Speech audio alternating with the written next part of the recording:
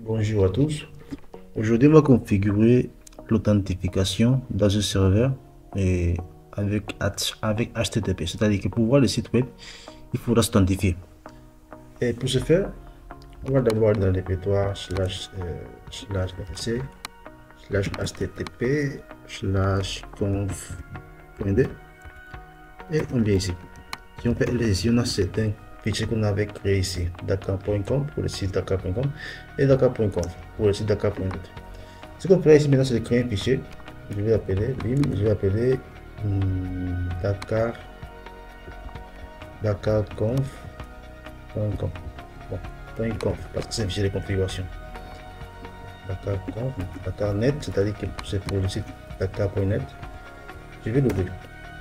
Ici maintenant, ce qu'on va faire, on va protéger les fichiers, on va protéger les répertoires Dakar qui contiennent le site web Dakar.net.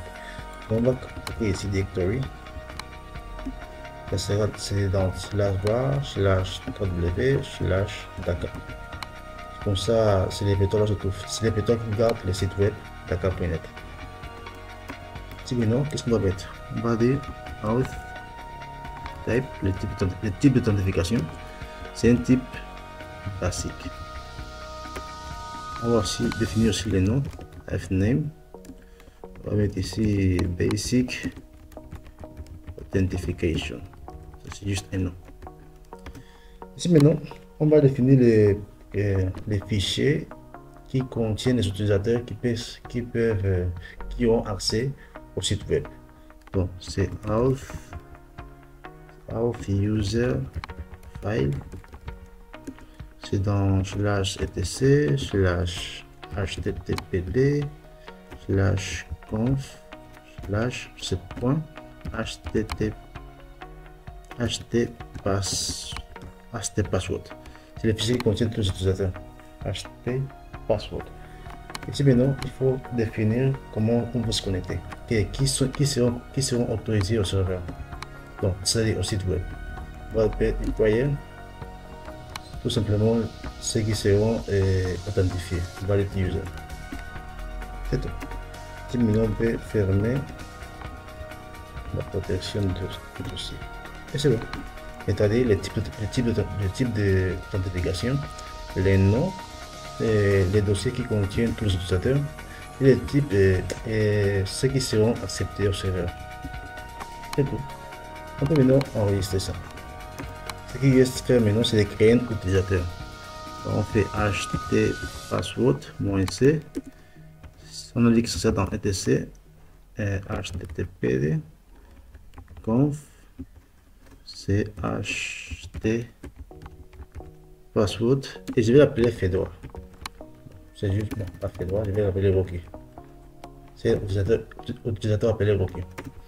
Je lui donne le mot de passe. Je répète des mots de passe et c'est tout. Ce qui reste maintenant, c'est aller créer les répertoires Dakar qui a déjà créé, aussi définir le site, créer le site, tout ça, mais tout c'est déjà fait. Maintenant, on va tout simplement redémarrer le service HTTPD. Bon, ici maintenant, lorsqu'on configure les firewalls, on avait ajouté HTTP dans les firewalls. Il faut aussi ajouter HTTPS. Bon, ça c'est pour le site, ça c'est pour les certificats. C'est vrai qu'on n'a pas encore fait, mais on peut les faire. On peut le faire en même temps. Firewall, CMD, add, service, HTTP. Service HTTP, zone.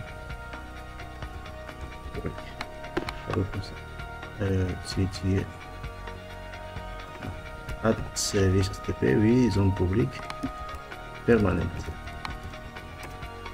C'était déjà fait. Je vais aussi ajouter HTTPS. C'était aussi déjà fait. Je vais redémarrer les firewalls. Firewall, CMD, reload. Je vais aussi démarrer les services HTTP encore. Je sais pas s'il a démarré, je sais pas s'il a mis au démarrage, mais on va les mettre aussi. Et c'est bon. Je peux maintenant aller vérifier. Je prends ici www.dakar.net. Et on a ici l'authentification. Donc, on avait dit, il s'appelle Rocky, oui, c'est Rocky, et son mot de passe. Et voilà, il a accès au site web il a accès au site web après les avoir authentifiés. C'est-à-dire, personne qui n'aura pas, qui sera pas authentifié, il ne pourra pas voir le site en question.